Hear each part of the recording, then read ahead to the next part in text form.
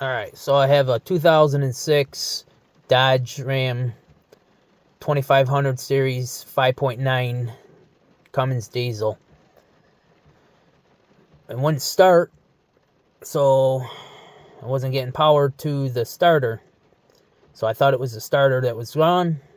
It wasn't the starter, because I bought a brand new starter, put it in, and I still don't have any power going to it. If you can see,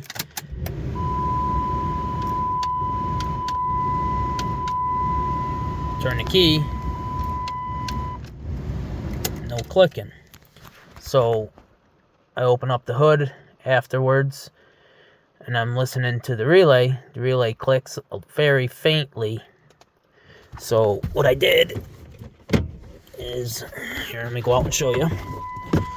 I unhooked the wire from the key that comes in from the key outside to right here. Unhooked it there. Here's the other end.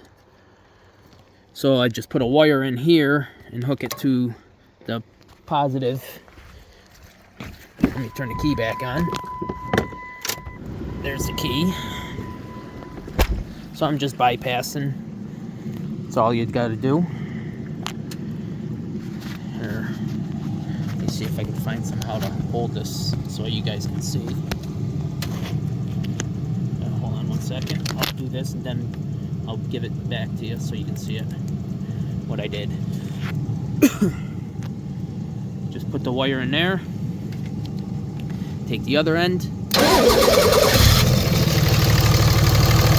Alive. So I'm pretty sure it's the relay.